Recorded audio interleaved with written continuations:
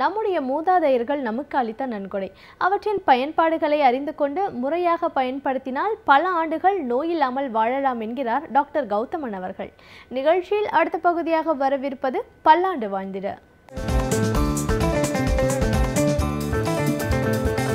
அன்பான கலைஞர் தொலைக்காட்சி நேயர்களுக்கு என்னுடைய இனிமையான காலை வணக்கங்கள். உடல் வலி, மூட்டு வலி, முதுகுத்தண்டு வலி, நரம்புகளில் ஏற்படுகின்ற வலி, நரம்புகளில் ஏற்படுகின்ற பாதிப்புகள் அப்படிங்கிறது இன்றைக்கு நிறைய பேர் நம்மிடம் சொல்லக்கூடிய வலிகள் சம்பந்தப்பட்ட பிரச்சனையாக இருக்கிறத பார்க்குறோம்.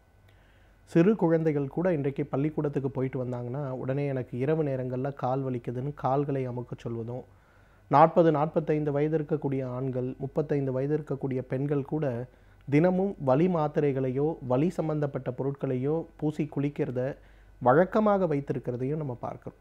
அந்த அளவுக்கு வலிகள் அப்படிங்கிறது இன்றைக்கு மிகப்பெரிய அளவில் நம்ம வாழ்க்கையோடு ஒன்றி போய்விட்டதையும், நிரந்தரமாக வலிகளை எவ்வாறு குறைத்து கொள்ள முடியும் அப்படிங்கிற முயற்சிகளில் நம்ம எல்லோருமே இருக்கிறதையும் நம்ம பார்க்குறோம்.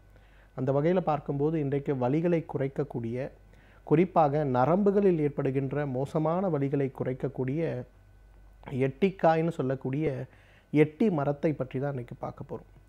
எட்டிக்காயை பொறுத்தவரையிலும் பார்த்திங்கன்னா ஆயுர்வேத சாஸ்திரத்தில் சொல்லப்பட்டிருக்கக்கூடிய 9 வகையான விஷங்களில் முக்கியமான ஒரு விஷமாக சொல்லப்பட்டிருக்கிறத பார்க்குறோம். எட்டிக்காய்க்கு அதில் இருக்கக்கூடிய ஸ்ட்ரிக்னின் சொல்லக்கூடிய ஒரு கெமிக்கல் நியூரோடாக்சின் சொல்லுவோம். நரம்புகளை பாதித்து உடம்பில் இருக்கக்கூடிய நரம்புகளை செயலிழக்க வைக்கக்கூடிய ஒரு வகையான விஷத்தன்மை இருக்கக்கூடிய ஒரு பொருள். அந்த காலத்திலலாம் பார்த்திங்கன்னா பெரிய பெரிய விலங்குகளை வேட்டையாடும் போது நம்மளுடைய அம்பு, ஈட்டி இதிலெல்லாம் என்ன பண்ணுவாங்கன்னா இந்த எட்டிக்காயை எடுத்து நல்லா அரைச்சி அந்த ஊசி அந்த ஈட்டி முனையில் அதை பேஸ்ட் பண்ணிவிட்டு விலங்குகள் மேலே செலுத்துவாங்க. அந்த விலங்கு உடலுக்குள்ளே அது போய் ரத்தத்தில் கலந்த உடனே என்ன ஆகும்னா கொஞ்சம் கொஞ்சமாக அந்த விலங்குகள் மயக்கமடைய ஆரம்பித்து அப்படியே கீழே விழுந்துடும். அதுக்கப்புறம் அதை உணவுக்காக பயன்படுத்துவாங்க. ஆனால் சுத்தி செய்யப்பட்ட எட்டிக்காயை பொறுத்தவரையிலும் இன்றைக்கு நரம்புகளை பலப்படுத்தக்கூடிய, செயலிழந்து போயிருக்கக்கூடிய நரம்புகளை குணப்படுத்தக்கூடிய மிகப்பெரிய ஒரு மருந்து என்றால் மிகையாகாது.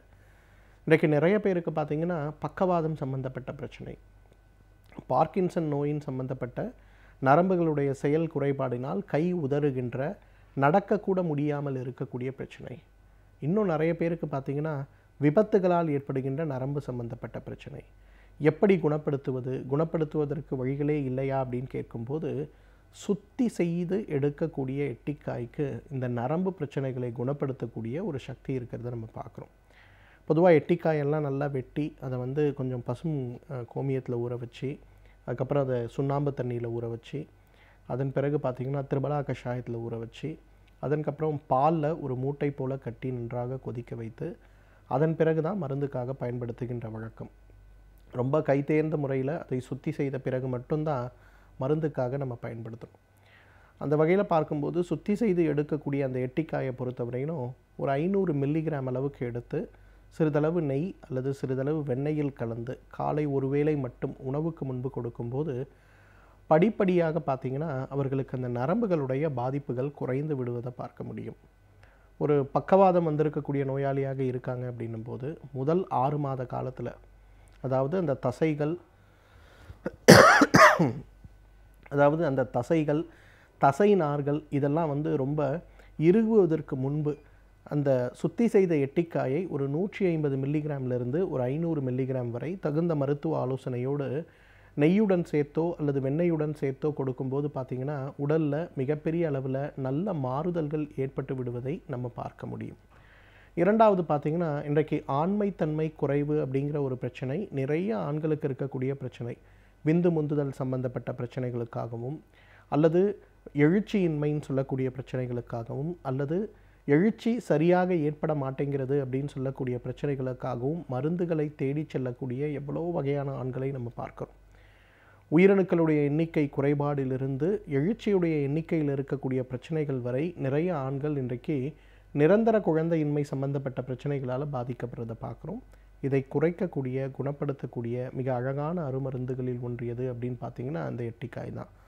சுத்தி செய்த எட்டிக்காயை எடுத்து ஒரு 500 மில்லிகிராம் அளவுக்கு மட்டும் எடுத்து காலை ஒருவேளை உணவுக்கு முன்பு, இரவு ஒருவேளை உணவுக்கு முன்பு நம்ம எடுத்துக்கொள்ளும்போது மிகப்பெரிய அளவில் அந்த ஆண்மை தன்மைக்கான இருக்கக்கூடிய நரம்புகள் மற்றும் அதோடைய ஹார்மோன்களுடைய அளவில் ஒரு கணிசமான முன்னேற்றம் ஏற்படும்போது மிகப்பெரிய அளவில் இயற்கையான முறையிலேயே எழுச்சியும் விந்து முந்துதல் சம்பந்தப்பட்ட பிரச்சனையும் குறைந்து போய்விடுவதை நம்ம பார்க்க முடியும். இன்றைக்கு இந்த உயிரணுக்களுடைய எண்ணிக்கை குறைபாடு அப்படிங்கிறதும் வெரிகோசில்னு சொல்லக்கூடிய விதைப்பைக்கு செல்லக்கூடிய இரத்த குழாய்களில் இருக்கக்கூடிய சுருக்கங்களும் அடைப்புகளும் இன்றைக்கு உயிரணுக்களுடைய உற்பத்தியையே குறைக்கக்கூடிய மிகப்பெரிய விஷயங்களாக இருக்கிறத பார்க்குறோம். இது சம்பந்தப்பட்ட பிரச்சனைகள் வரும்போது இதை குறைக்கக்கூடிய குணப்படுத்தக்கூடிய அழகான அருமருந்துகளில் ஒன்று எதுன்னு பார்த்தீங்கன்னா சுத்தி செய்து எடுக்கக்கூடிய அந்த எட்டிக்காய் தான். எட்டி எண்ணெய்ன்னு சொல்லுவாங்க. பொதுவாகவே அதோடைய வேர், மரப்பட்டை, விதை, இலை, காய் இந்த எல்லாத்தையும் ஒன்றாக சேர்த்து எடுக்கக்கூடிய ஒரு வகையான எண்ணெய். இந்த 5 பொருட்களை சேர்த்து பஞ்சாங்கமாக செய்து எடுக்கக்கூடிய இந்த எட்டி எண்ணெயை பொறுத்தவரையிலும் வெளிப்புறமாக தடவும் போதே முடக்குவாதத்தால் ஏற்படுகின்ற வலிகளையும், முடக்குவாதத்தால் ஏற்படுகின்ற நோய்களையும், முடக்குவாதத்தால் ஏற்படுகின்ற அந்த வீக்கங்களையும் குறைக்கக்கூடிய அழகான அருமருந்துன்னு சொல்லலாம்.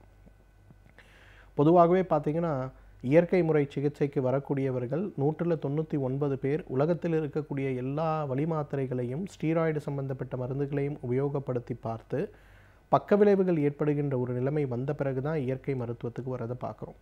அந்த நிலைமையில் சாதாரணமாக உள்ளுக்கு கொடுக்கக்கூடிய மருந்துகள் கூட அவங்க உடம்புல மிகப்பெரிய அளவில் உதவி செய்யாத ஒரு நிலைமை இருக்கும்போது அதை குறைத்து வலிகளை குறைக்கக்கூடிய அழகான ஒரு மருந்தாக இந்த எட்டியுடைய அந்த எண்ணெய் உபயோகமாகிறத நம்ம பார்க்க முடியும்.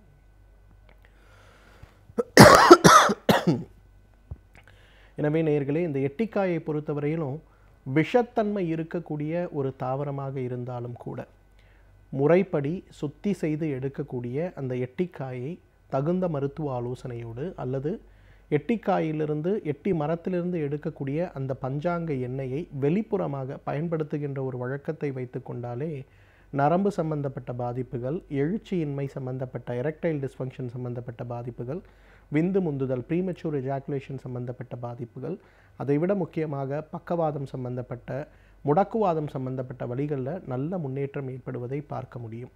தகுந்த மருத்துவ ஆலோசனையின் பேரில் சரியான முறைப்படி இதை உபயோகப்படுத்தி வந்தோமேயானால் நம்மாலும் பல்லாண்டு காலம் ஆரோக்கியமாக வாழ்ந்திட முடியும். எழுத்தாளர் மனுஷபுத்திரன் அவர்கள் ஒவ்வொரு நாளுமே சமூகத்தில் நடக்கும் பல நிகழ்வுகளை பற்றி நம்மிடையே பேசி அவற்றை எவ்வாறு கையாள வேண்டும் என்பதை பற்றியும் பேசி வருகிறார். அந்த வகையில் இன்றைக்கு என்ன சமூக பிரச்சனையை நம் கண்முன் கொண்டு வந்திருக்கிறார் என்பதை கவனிக்கலாம். நிகழ்ச்சியில் அடுத்த பகுதியாக வரவிருப்பது தீதும் நன்றும்.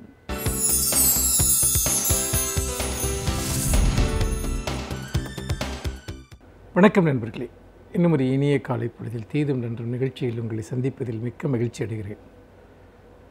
சட்டங்கள், தீர்ப்புகள், நியாயங்கள் இன்றைக்கு நாம் கடந்த சில தினங்களாக அதிகமாக இந்தியாவில் விவாதிக்கப்படக்கூடிய ஒரு பொருளாக மாறியிருப்பது உச்சநீதிமன்றம் வழங்கியிருக்கக்கூடிய சில தீர்ப்புகள். அந்த தீர்ப்புகளின் மீதான விமர்சனங்கள் அல்லது அந்த தீர்ப்புகளை பற்றி மக்களிடம் பரப்பப்படுகிற கட்டுக்கதைகள், இதையெல்லாம் பார்க்கிற போது சட்டங்களையோ அல்லது தீர்ப்புகளையோ அவற்றின் உண்மையான ஒரு வரலாற்று முக்கியத்துவத்தோடு புரிந்து கொள்வதற்கு பதில் தம்முடைய சொந்த நம்பிக்கைகளின் அடிப்படையில் புரிந்து கொண்டு விளக்கமளிப்பதும் ஊடகங்களில் கூட அத்தகைய பார்வைகளே பரப்பப்படுவதும் ஒரு விதத்தில் மிகுந்த ஏமாற்றமும் வேதனையும் தரக்கூடியதாக இருக்கிறது. மிக முக்கியமான 3 தீர்ப்புகளை சமீபத்தில் உச்சநீதிமன்றம் வழங்கியது. முதலாவதாக, ஒருபால் உறவுக்கு எதிரான சட்டப்பிரிவை நீக்கியது. ஒருபால் உறவு ஒரு கிரிமினல் குற்றம் என்று இருந்த ஒரு நிலை என்பது மாற்றப்பட்டது. உடனே ஊடகங்களிலெல்லாம் என்ன ஒரு மிகப்பெரிய அளவிற்கு சமூக வலைத்தளங்களிலும் சரி, வேறு பல பொது கருத்தியல் தளங்களிலும் சரி, பலராலும் சொல்லப்பட்ட ஒரு கருத்து, இதன் காரணமாக ஒருபால் உறவு என்பது ஒரு மிகப்பெரிய அளவிற்கு அது பரவலாகிவிடும், அதன் காரணமாக இதுபோன்ற ஒருபால் உறவில் ஈடுபடக்கூடியவர்களுடைய எண்ணிக்கை அதிகரித்துவிடும் என்பது போன்ற கட்டுக்கதைகளை உருவாக்கினார்கள். பொதுவாக ஒருபால் உறவு என்பது ஒரு சமூகத்தின் மிகச்சிறு பகுதியினரால் பின்பற்றப்படுகிற ஒரு முறைமை. அதை நீங்கள் ஒட்டுமொத்த சமூகமும் ஒரு சட்டப்பிரிவை நீக்கிவிட்டால் மற்றவர்களும் அதை பின்பற்ற ஆரம்பித்து விடுவார்கள் என்பது இத்தகைய உறவுகளில் ஈடுபட்டிருப்பவர்களை பற்றிய ஒரு தவறான ஒரு கற்பிதத்தை ஏற்படுத்துகிற ஒரு முயற்சி. அதாவது இத்தகைய உறவு முறையை கொண்டவர்கள் அவர்கள் சமூகத்தால் தொடர்ந்து டிஸ்கிரிமினேட் செய்யப்படுகிறார்கள் அல்லது அவர்கள் தொடர்ந்து துன்புறுத்தலுக்கு ஆளாகிறார்கள் என்கிற விதத்தில்தான் அவர்களை பாதுகாப்பதற்கான மிக நீண்ட போராட்டத்தின் மூலம் இந்த சட்டம் இயற்றப்பட்டிருக்கிறது. உலகின் பல நாடுகள், பெரும்பாலான நாடுகள் இதை அங்கீகரித்திருக்கின்றன, மத ரீதியான நாடுகளை தவிர. அப்படி பார்க்கிற போது எது இயற்கை எது இயற்கை இல்லை என்பது போன்ற விஷயங்களை நாம் திறந்த மனதுடன் விவாதிப்பதற்கு பதிலாக நமக்கு எது கற்றுக் கொடுக்கப்பட்டிருக்கிறதோ அதுதான் உண்மை என்று நம்பி இந்த தீர்ப்பினால் ஏதோ மிகப்பெரிய பண்பாட்டு சீரழிவு நடந்து விடுவதை போன்ற ஒரு தோற்றத்தை இவர்கள் உருவாக்குவதற்கு முயற்சிக்கிறார்கள் என்பது வெளிப்படையாக தெரிகிறது. இதே போல தான் இன்னொரு முக்கியமான ஒரு சட்டம் என்பது சமீபத்தில் கொடுக்கப்பட்ட ஒரு தீர்ப்பு. அது என்னவென்று சொன்னால், அடல்ட்ரி என்று சொல்லக்கூடிய எக்ஸ்ட்ரா மேரிட்டல் அஃபேர், அதாவது திருமணத்திற்கு வெளியே பரஸ்பர சம்மதத்துடன் மேற்கொள்ளக்கூடிய ஆண் பெண் உறவுகள், திருமண உறவுக்கு வெளியே பரஸ்பரம் சம்மதத்துடன் மேற்கொள்ளக்கூடிய ஆண் பெண் உறவுகள், அது கிரிமினல் குற்றம் அல்ல, அதாவது அது ஒரு தண்டனைக்குரிய குற்றம் அல்ல. ஏனென்றால் இதுவரைக்கும் இருந்த அந்த சட்டப்பிரிவு 497 பிரிவு, அந்த சட்டப்பிரிவு ஒரு கணவன் மனைவி, அந்த மனைவி தன் கணவருடைய சம்மதமின்றி இன்னொருவருடன் உறவு கொண்டால் அவரை 5 வருடம் வரை சிறையில் அடைக்க முடியும். அதாவது அந்த கணவர் அப்படி ஒரு புகார் கொடுத்தால் என்று ஒரு சட்டம் இருக்கிறது. இந்த சட்டமே அதிர்ச்சியூட்டக்கூடிய ஒன்றாக இருக்கிறது. ஏனென்றால் ஒரு கணவருடைய சம்மதம் இருந்தால் ஒரு பெண் இன்னொருவருடன் செல்லலாம், உறவு கொள்ளலாம் என்கிற நிலை என்பதே ஒரு கணவனுடைய உடைமையாக, பொருளாக பெண் பார்க்கப்படுகிற ஒரு சமூகத்தினுடைய நீட்சியாக அது இருக்கிறது என்பதுதான் உண்மை. தனிப்பட்ட மனிதர்கள் அவரவர்களுடைய வழியில் அதை தீர்த்து கொள்ள முடியுமே தவிர அதை ஒட்டுமொத்தமான சில சட்ட ரீதியான தீர்வுகளுக்குள் கொண்டு வந்தால் அது வேறு பல கேள்விகளை எழுப்பும். அதாவது நீங்கள் இந்த விஷயத்தில் பெண்கள் அவர்கள் விரும்பி இன்னொருடன் உறவு கொள்கிற போது அந்த பெண்ணிற்கு ஏன் நீங்கள் தண்டனை அளிப்பதில்லை, ஏன் அந்த ஆணை மட்டும் குற்றவாளியாக்குகிறீர்கள் என்பது போன்ற பல கேள்விகள் அந்த வழக்கில் எழுப்பப்பட்டன. அதனால்தான் ஒரு நவீன காலத்தில் இதுபோன்ற உறவு முறைகள் பல்வேறு காரணங்களால் அமைவதன் காரணமாக நீதிமன்றம் இந்த குறுகலான பார்வையை கொண்ட அந்த சட்டப்பிரிவை ரத்து செய்துவிட்டது. உடனே எல்லா இடங்களிலும் கள்ளக்காதல் பெருகிவிடும், முறைகேடான உறவுகள் பெருகிவிடும் என்றெல்லாம் பரப்புரைகள் செய்யப்படுகின்றன. இந்த கள்ளக்காதல், முறைகேடான உறவு என்பதே ஒரு மிகைப்படுத்தப்பட்ட ஒரு சொல். திருமணத்திற்கு அப்பாற்பட்ட உறவுகள், திருமணத்திற்குள்ளான உறவுகள் என்றுதான் அவற்றை சொல்ல முடியும். அப்படி இருக்கிற போது இதுபோன்ற விஷயங்கள் காலமாக நடந்து வந்திருக்கின்றன. இப்பொழுது ஒரு விவாகரத்திற்கு காரணமாக தன்னுடைய ஒரு இணைக்கு இருக்கக்கூடிய வேறொரு தொடர்பை காரணமாக காட்ட முடியும், அதை சட்டம் அங்கீகரிக்கிறது. ஆனால் அதே சமயத்தில் இது ஒரு கிரிமினல் குற்றமாக ஆக்கி ஒருவரை தண்டிக்க முடியாது என்பதையும் இப்போதைய சட்டம் உறுதி செய்திருக்கிறது. இதை நாம் புரிந்து கொள்வதற்கு பதிலாக இந்த சமூகத்தில் எல்லோருமே இத்தகைய சிக்கல்களில் ஏதோ ஒரு சந்தர்ப்பத்தில் ஆட்படக்கூடியவர்களாக இருந்தும் கூட ஏதோ தாங்கள் தான் இந்த நாட்டினுடைய ஒழுக்கங்களை எல்லாம் காப்பாற்றுபவர்கள் போன்று ஒரு போலி தோற்றத்தை உருவாக்கி கொண்டு இங்கு நிறைய பேர் இது போன்ற ஒரு விஷயங்கள், ஒரு கருத்துக்களை முன்வைக்கிறார்கள். அதுபோன்றது தான் இந்த சபரிமலைக்கு பெண்களையும் அனுமதிக்கலாம் என்று உச்சநீதிமன்றம் வழங்கியிருக்கக்கூடிய ஒரு தீர்ப்பு, எல்லா வயது பெண்களையும் அனுமதிக்கலாம் என்பது. பொதுவாக பாலியல் ரீதியான இந்த டிஸ்கிரிமினேஷன் என்பது அது ஒரு விதத்தில் சமய ரீதியாகவே பல்வேறு முரண்பாடுகளை கொண்டது. இன்னொன்று, நீங்கள் சமய விவகாரங்களில் நீதிமன்றங்கள் தலையிடக்கூடாது என்று 5 நீதிபதிகளில் ஒரு நீதிபதி கருத்து தெரிவித்திருந்தார். அதுவே கொஞ்சம் அதிர்ச்சியாக இருந்தது. சமய விவகாரங்களில் தலையிட்டதன் மூலமாகத்தான் பல உரிமை சார்ந்த சட்டங்கள் உருவாக்கப்பட்டிருக்கின்றன. இங்கு சாதி கொடுமைகள் கூட மதத்தினுடைய ஒரு பகுதியாகத்தான் இருந்திருக்கின்றன. பெண்களை உயிரோடு எரிப்பது கூட ஒரு மத நம்பிக்கைகளினுடைய ஒரு பகுதியாக இருந்திருக்கின்றன. அது இப்படி பெண்களுக்கு சொத்துரிமையை மறுப்பது கூட மத நம்பிக்கைகளின் ஒரு பகுதியாகத்தான் இருந்திருக்கின்றன. இப்படி நாம் பல்வேறு நிலைகளில் மனித உரிமைகளை மீறக்கூடிய மத சட்டங்களை மாற்றுவதற்காகத்தான் சிவில் சமூக சட்டங்கள், அரசியல் சாசனம் என்ற ஒன்று இதெல்லாம் கொண்டு வரப்பட்டது. இதையெல்லாம் மறந்துவிட்டு மீண்டும் துவங்கிய புள்ளிக்கே செல்வது போல மத விவகாரங்களில் சட்டம் தலையிடக்கூடாது, கோர்ட்டு தலையிடக்கூடாது என்று சொல்வதெல்லாம் மிக மிக ஆபத்தான ஒரு போக்காக இங்கு இருக்கிறது. அப்படி பார்க்கிற போது இந்த 3 தீர்ப்புகளும், இதை ஒட்டி நடக்கிற விவாதங்களும் உண்மையிலேயே நாம் ஒரு நாகரிக சமூகத்தை நோக்கி முன்னேறி செல்லப் போகிறோமா, அல்லது பழமைவாத சமூகமாக நாம் நம்முடைய பழைய மதிப்பீடுகளையே உறுதிப்படுத்த விரும்புகிறோமா என்கிற ஒரு முக்கியமான விவாதத்தை எழுப்பியிருக்கிறது. மீண்டும் இன்னும் ஒரு புதிய சிந்தனையோடு உங்களை சந்திக்கிறேன். நன்றி, வணக்கம். இப்பகுதியின் மூலமாக ஒவ்வொரு நாளும் ஒவ்வொரு துறையை பற்றி முழுமையான தகவல்களை அறிந்து கொள்கிறோம். அந்த வகையில் இன்றைக்கு சிறப்பு விருந்தினர் எந்த துறையை பற்றி நம்மிடையே பகிர்ந்து கொள்ள இருக்கிறார் என்பதை கவனிக்கலாம். நிகழ்ச்சியில் அடுத்த பகுதியாக வரவிருப்பது சிறப்பு விருந்தினர்.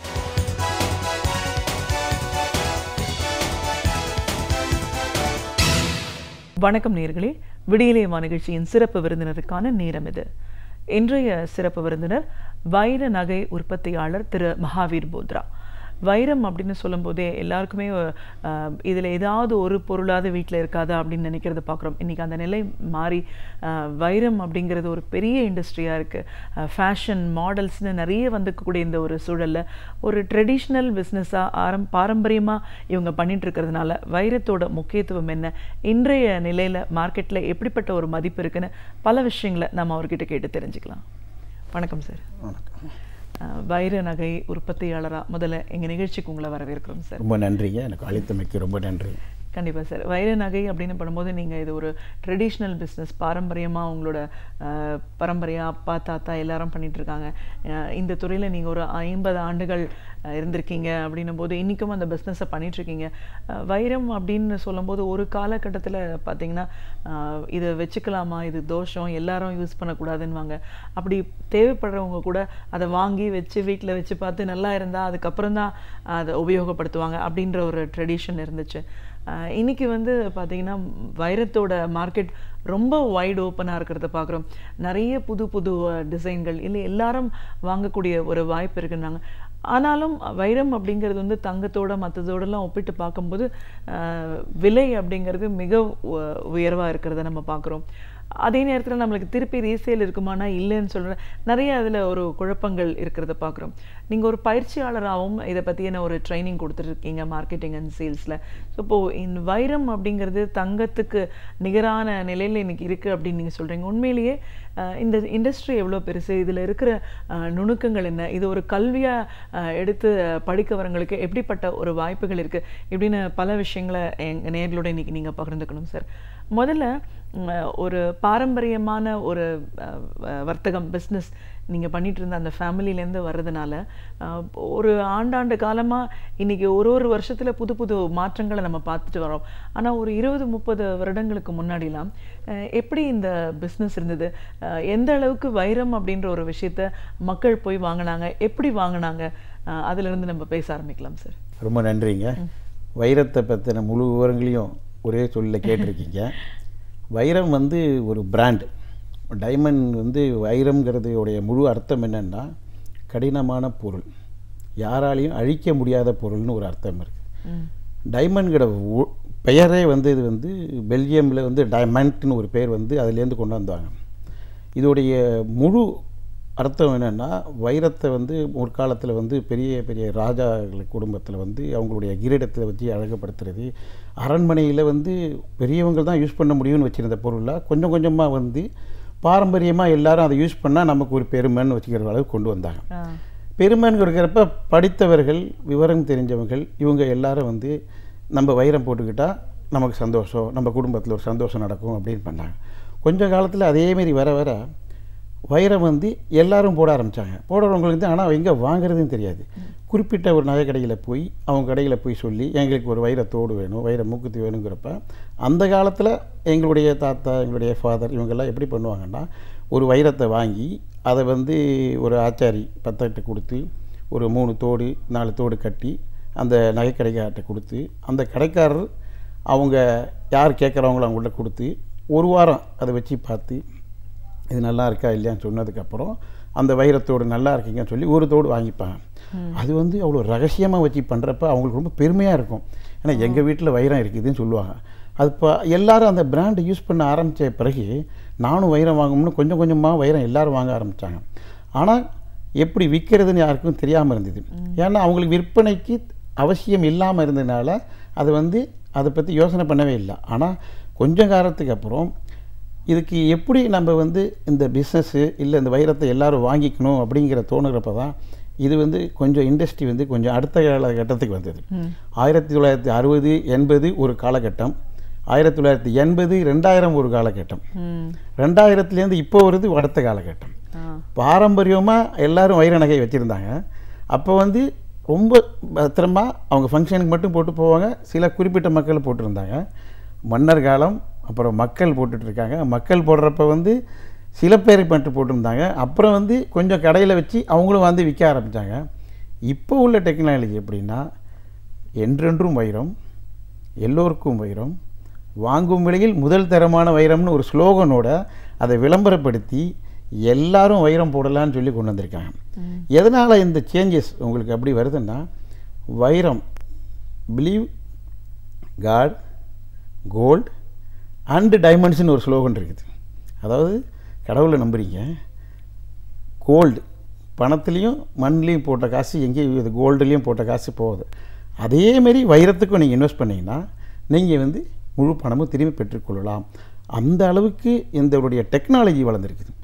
டெக்னாலஜி என்னென்ன டெக்னாலஜினா, முற்காலத்தில் ஒரு வைரம் எடுத்தாங்கன்னா அதுக்கு வந்து 20 பட்டை போடலாம், 35 பட்டை போடலாம், 40 பட்டை கூட பண்ணலாம். ஆனால் டெக்னாலஜி இன்றைக்கி வளர்ந்ததுக்கப்புறம் 58 பட்டை முழு பட்டை தீட்டப்பட்ட வைரம் தான் முழுமையான வைரம்னு கண்டுபிடிச்சிருக்காங்க. முதல்ல வந்து 20 சென்ட் ஒரு தளம், வைரத்தோட தளம் எடுக்கிறோம். 50 சென்ட் ஒரு தளம் கிடைக்குதுன்னா அதில் வேஸ்டேஜே பண்ணாமல், வைரத்தை முழுமையாக கட்டிங் பண்ணாமல், அந்த தளத்துக்கு எவ்வளோ பூரிப்பு கிடைக்குதோ அந்த அளவுக்கு கட் பண்ணி அந்த வைரத்தை கொண்டாந்து வச்சுருவாங்க. அதுக்கு வந்து அதில் ஒரு 58 பட்டை இருக்குன்னு யாரும் பார்க்குறது கிடையாது. ஆனால் இன்றைக்கி உள்ள காலகட்டத்தில் டெக்னாலஜி டெவலப் பண்ணுறப்ப வைரத்தில் ஃபஸ்ட்டு கட்டிங் எப்படி இருக்குன்னு பார்க்குறாங்க. கட்டிங் முக்கியமான ஒன்று. ஏன்னா குறிப்பிட்ட கோணத்தில் குறிப்பிட்ட தருணத்தில்னு ஒரு ஸ்லோகன் இருக்குது. ஒரு தளம் கிராஸாக கிடைக்குதுன்னா எந்த இடத்துல அதை கட் பண்ணால் அதோட ஒளி கிடைக்கும், அதோட பூரிப்பு கிடைக்கும். டெக்னாலஜியை கண்டுபிடிச்சாங்க. முன்னாடி வந்து பூரிப்புக்கு வேல்யூ கொடுக்கல, வைரம் வெள்ளையாக இருக்கணும், பெருசாக இருந்தால் வைரம் நமக்கு பிராண்டு. பட் டெக்னாலஜி டெவலப் ஆன உடனே அது கட்டிங்குக்கு இம்பார்ட்டன்ஸ் கொடுக்குறாங்க. கட்டிங் எப்படி கட் பண்ணணும், ஒரு தளத்தை எடுத்து அது எந்த பக்கத்தில் அதை கட் பண்ணிங்கன்னா அதோட பூரிப்பு அதிகமாக கிடைக்கும், எந்த இடத்துல கட் பண்ணிங்கன்னா பூரிப்பு கம்மியாக இருக்கும், எது வந்து அந்த வைரத்துக்கு மேல் பகுதி எது கீழ் பகுதி, இதெல்லாம் டெக்னாலஜி டெவலப் பண்ணாங்க. முற்காலத்தில் அது கிடையாது. முற்காலத்தில் வைரத்தை எந்தாவது ஒரு பக்கத்தில் கட் பண்ணிவிட்டு இதான்ப்பா வைரம், இதில் 20 பட்டை தீட்டிட்டோம். அப்போ பார்த்தீங்கன்னா தளம் வந்து ஒரே மாதிரியாக இருக்காது, ஆனால் வைரம் நல்லாயிருக்கும், பூரிப்பு இருக்கும். பட் அதே பூரிப்பு 58 பட்டையில் பண்ணோம்னா 100 மடங்கு 1000 மடங்கு அதிகமாக்கிறதுக்கு வாய்ப்பு இருக்குது. ஸோ இப்போ வர டெக்னாலஜி பார்த்திங்கன்னா கட்டிங் எக்ஸலண்ட்டாக இருக்கணும். கட்டிங்னு சாதாரண கல்லை கொடுத்தீங்கன்னா கட்டிங்னு போட்டிருக்கோம், ஆனால் ஒன்றும் போட்டிருக்காது. இப்போ உள்ள டெக்னாலஜி லேப். முன்னாடி வந்து ஒரு லேபே கிடையாது. எங்கே போய் நான் வைரத்தை போய் சோதனை பண்ணுறது, ஒரு நகை கிடைக்கிறார் சொல்கிறார் அப்படின்னு வாங்கி வச்சுருவாங்க.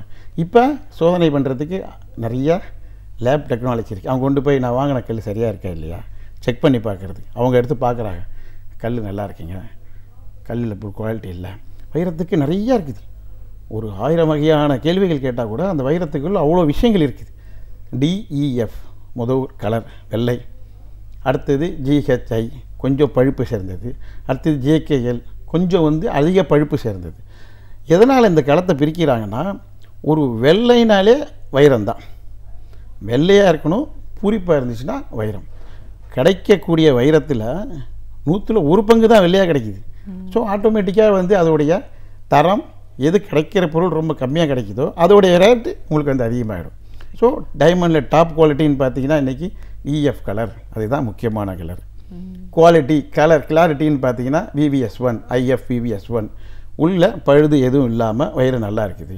இது வந்து முன்னாடி யாரும் சொல்கிறது கிடையாது.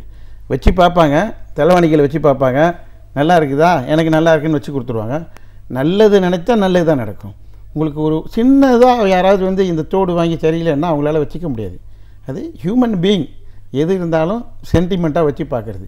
அந்த சென்டிமெண்ட்டை தாண்டி ஒருத்தர் வந்து அந்த லேப் சர்டிஃபிகேட்லாம் போட்டுட்டாங்க, லேபில் போட்டிருக்காங்க, நல்லா தான் இருக்குதுன்னா ஆட்டோமேட்டிக்காகவே உங்களுக்கு நல்லது தான் கிடைக்கும். கண்டிப்பாக சார். இப்போது வைரம் வந்து ஒன்று வாங்கும்போது ரொம்ப விலை ஜாஸ்தி இருக்குது அப்படின்றாங்க. அதே நேரத்தில் நம்ம அதை கொண்டு போய் விற்றா அதே அளவுக்கு நம்ம அதை விற்க முடியாது அப்படின்னு நம்ம சொல்கிறதையும் பார்க்குறோம். எதனால் இது இவ்வளோ காஸ்ட்லியாக இருக்குது, ஆனால் ரீசேல் இல்லைன்னு சொல்கிறது எவ்வளோ தூரம்? இது முற்றிலும் தவறு. நீங்கள் ஃபஸ்ட்டு செலக்ட் பண்ண வேண்டியது வந்து உங்களுக்கு நம்பிக்கையான வாங்குகிற நபர் தான். எவ்வளோ தான் லேப் சர்டிஃபிகேஷன் எது இருந்தாலும் இன்றைய காலகட்டத்தில் முழு பணமும் திரும்பி கொடுக்குற நிறுவனங்கள் எல்லாமே இருக்காங்க. ஆமாம், நீங்கள் என்ன விலைக்கு இன்றைக்கி விற்கிறீங்களோ அதே விலைக்கு தங்கத்தை எப்படி வாங்குறாங்களோ அதே விலைக்கு வைரத்தை வாங்கிக்கிறாங்க. அந்தமாரி கிடையாதான் நீங்கள் செலக்ட் பண்ணணும். ஒரு காலத்தில் ஒருத்தரை மட்டும் நம்பி வாங்குகிறோம், அங்கே திரும்பி கொடுத்துருவோம், அன்றைக்கி விலைக்கு வாங்கிக்கிறோம். இன்றைக்கி அப்படி இல்லை. பிஸ்னஸ் வந்து நிறைய ஸ்ப்ரெட் ஆகிருக்குது.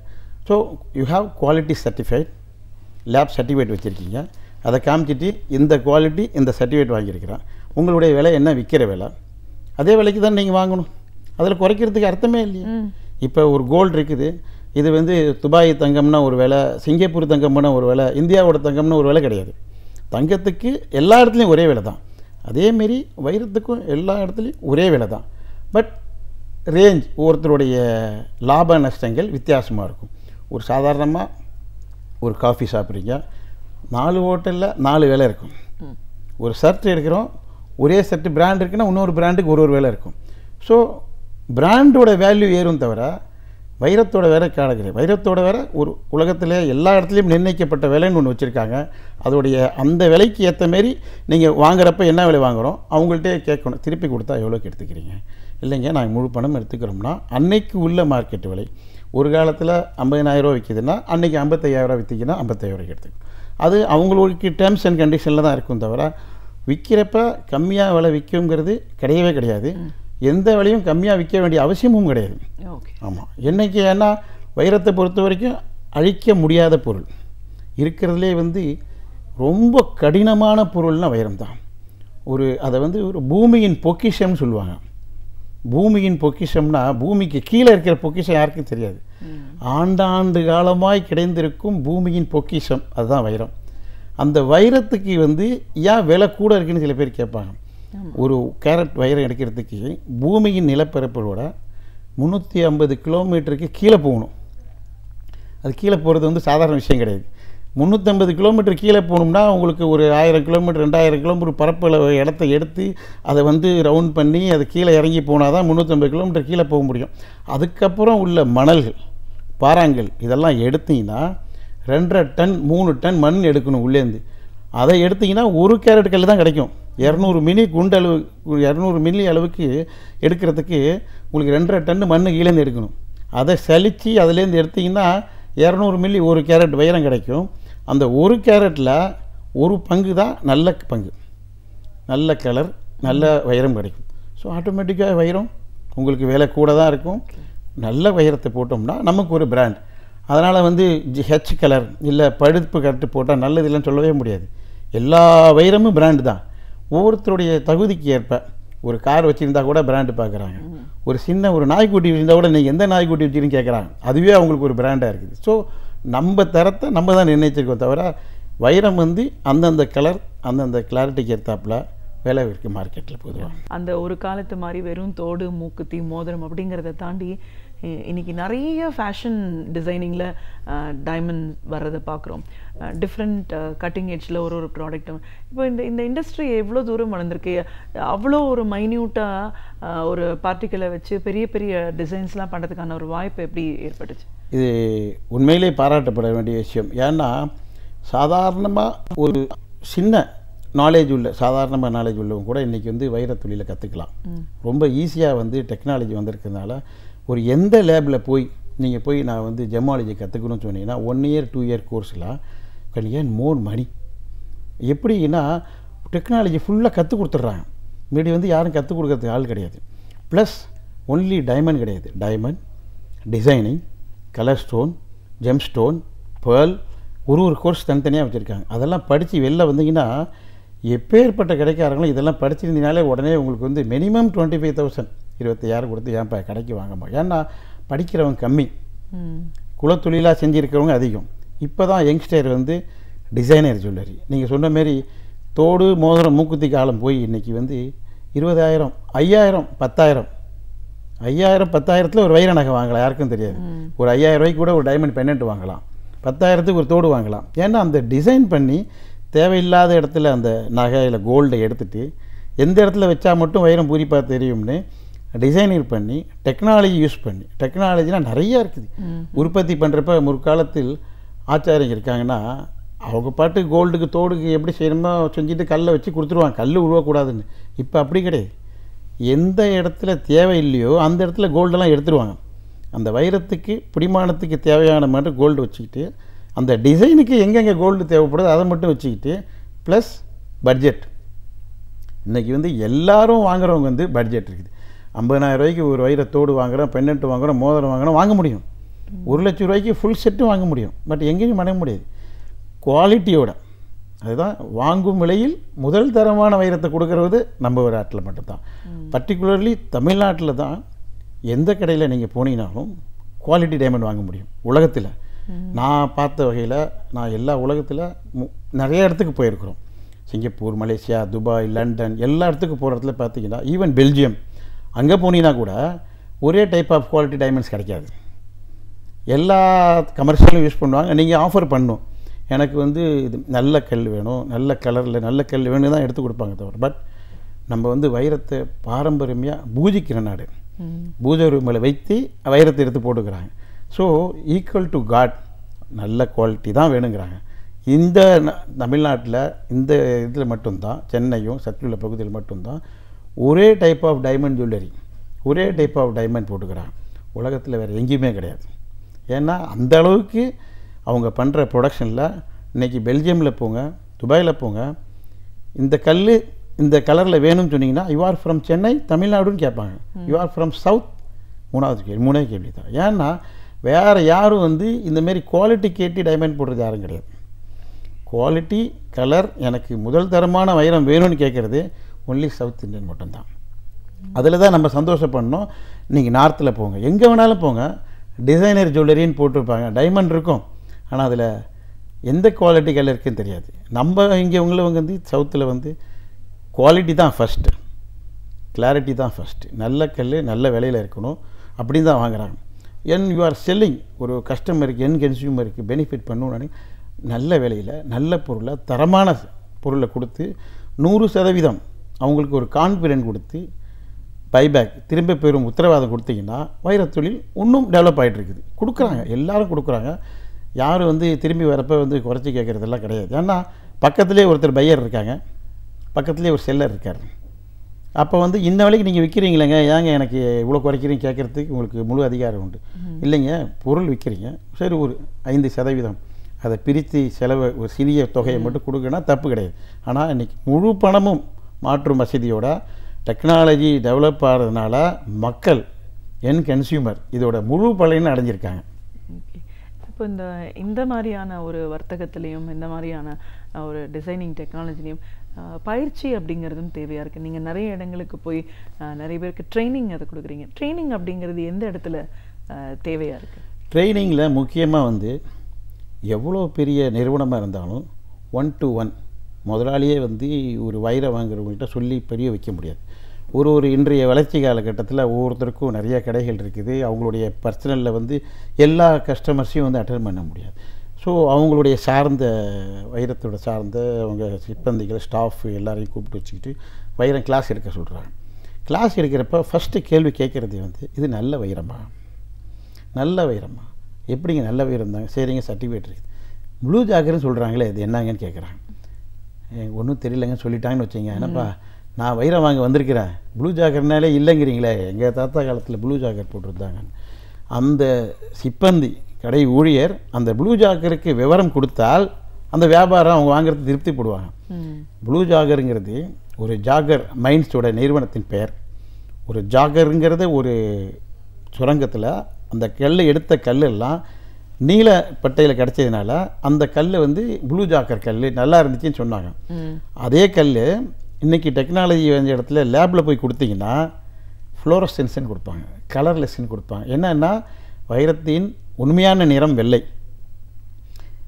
ஒரு ஒயிட் ஷர்ட் இருக்குது, இது வெள்ளையாக போட்டுக்கிற நல்லதா இல்லை நீல சொட்டு போட்டு அந்த ஒயிட் கலர் ஷர்ட்லேயே நீங்கள் வந்து ஒரு சொட்டு நீளம் போட்டு அந்த சட்டை போட்டு நல்லா இருக்கும்போது உங்களுக்கே புரிஞ்சிடும். தட் இஸ் கால்ட் ப்ளூ ஜாகர்.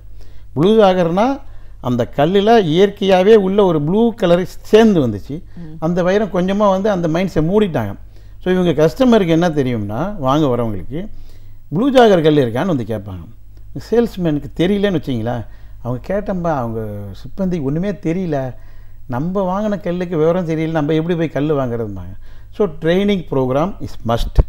ஒரு வைர நகை உற்பத்தியாளராக வைரம் அப்படிங்கிறது என்ன, இந்த பாரம்பரியமான தொழில் இது எப்போலேருந்து வந்திருக்கு, அன்றைய காலகட்டத்தில் பாரம்பரியம் ஒரு தனிப்பட்ட முறையில் ஒரு கடை அப்படின்ற ஒரு நம்பிக்கை மக்கள் மத்தியில் எப்படி இருந்துச்சு, அதை வாங்குகிற முறையே எப்படி பழக்கத்தில் இருந்தது, இன்றைக்கு இந்த சர்டிஃபிகேஷன் டெக்னாலஜி இதெல்லாம் வளர்ந்ததுனால எவ்வளோ தூரம் எல்லோருக்கும் போய் டைமண்ட் சேருது, இருந்தாலும் அதற்கான ஒரு காஸ்ட்ன்றது இவ்வளோ உயரத்துக்கான ஒரு காரணம் என்ன, எவ்வளோ கஷ்டப்பட்டு ஒரு சின்ன வைரத்தையும் எடுக்கிறாங்க, இன்னைக்கு அதோட யூசேஜ், இதோட வளர்ச்சி, இதை ஒரு அகாடமிக்காக எடுத்து படிக்கிறவங்களுக்கு எப்படிப்பட்ட ஒரு வாய்ப்புகள்லாம் இந்த துறையில் இருக்குன்னு பல விஷயங்களை எங்களோட நீங்கள் பகிர்ந்ததுக்கு நன்றி. ரொம்ப நன்றிங்க, வணக்கம்.